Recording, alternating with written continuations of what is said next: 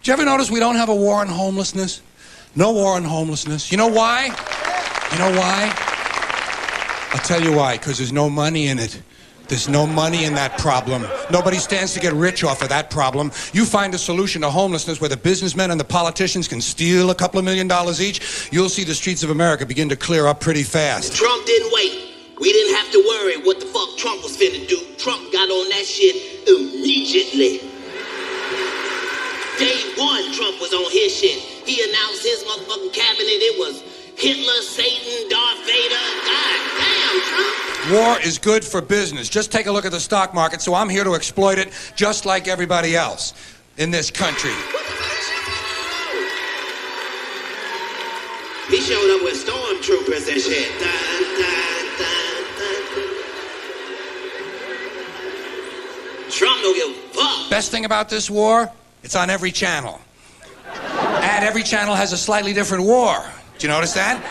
If you don't like the way it's going on Channel 2, try Channel 9. Maybe your side is winning over there. Trump don't follow nobody's rules. As black people, minorities, we used to just being able to watch the news a little bit and then walk off. Not with Trump. Niggas is watching the news like it's the playoffs.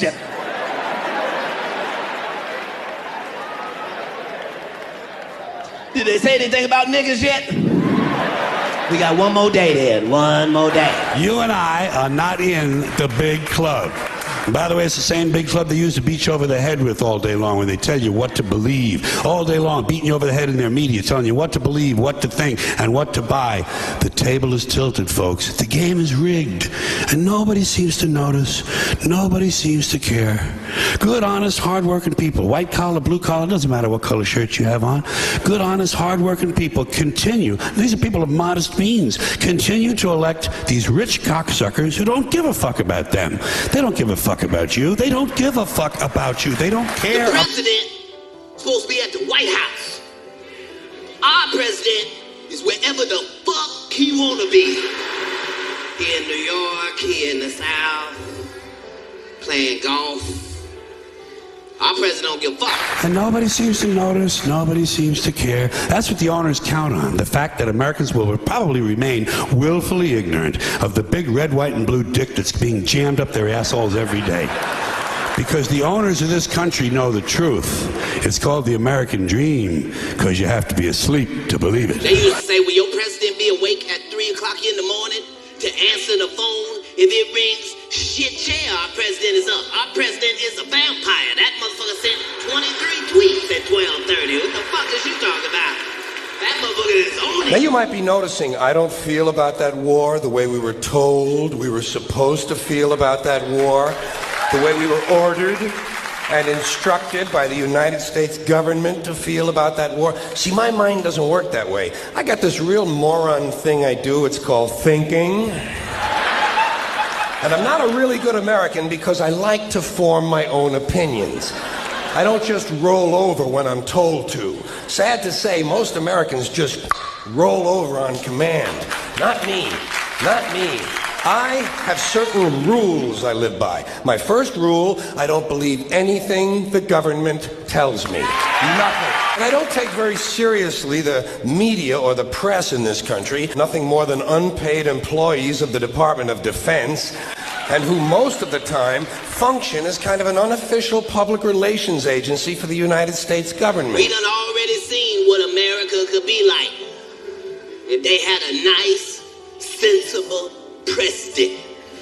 Now we finna see what America is like with a motherfucking bully in that bitch. We're not happy.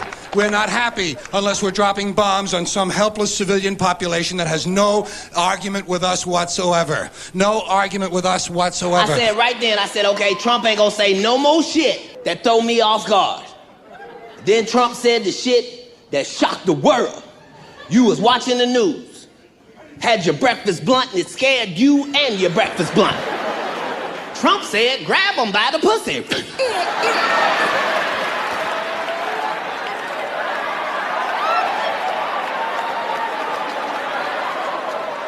Even gangster niggas was shocked. What? Where the fuck they do that at? line. You know the difference that I define the difference between right wing and left wing. People to the right of center. Well, let's start with the people to the left. People to the left of center, liberals, Democrats, populists. They're interested in people, human beings, and human values. People to the right of the line, Republicans and rich people and right wingers, they're interested in property, not people, and they're soulless. They're without soul. They don't really care. These Christians don't do Jesus' work, which is to feed the poor and take care of the ones who can't help themselves. That's what their Jesus said. Feed those who have no way. Ones who have nothing going for them. Help them in my name. Don't even want to know about it. Where's that tax return? I want my what do they call it? The rebate. It's goofy. It's just goofy. If the person is powerful enough, they can fuck with your brain and make you believe something you've never heard before. Look at everybody. Like who, nigga? I'm talking about the real owners now. The real owners, the big wealthy business interests that control things and make all the important decisions. Forget the politicians. The politicians are put there to give you the idea that you have freedom of choice. You don't. You have no choice. You have owners. They own you. They own everything. They own all the important land. They own and control the corporations. They've long since bought and paid for the Senate, the Congress, the state houses, the city halls. They got the judges in their back pockets.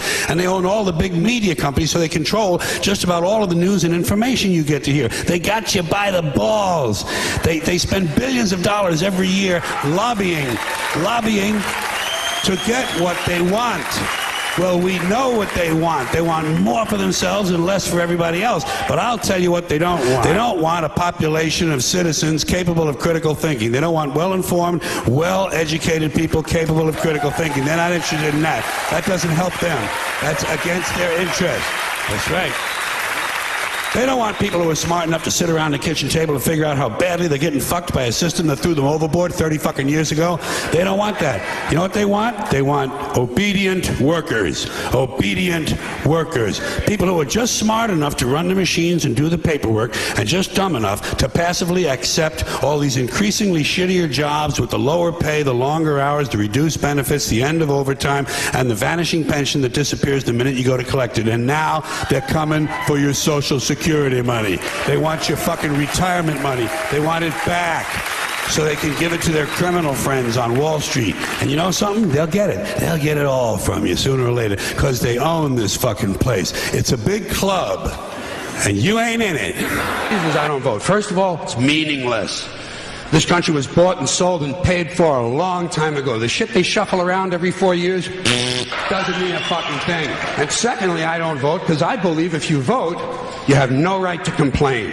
People like to twist that around. I know. They say, well, if you don't vote, you have no right to complain. But where's the logic in that? If you vote and you elect dishonest, incompetent people and they get into office and screw everything up, well, you are responsible for what they have done. You caused the problem. You voted them in. You have no right to complain. I, on the other hand, who did not vote, in fact, did not even leave the house on election day, am in no way responsible for what these people have done and have every right to complain. So I know that a little later on this year, you're going to have another one of those really swell presidential elections that you like so much. You'll enjoy yourselves. It'll be a lot of fun. I'm sure as soon as the election is over, your country will improve immediately.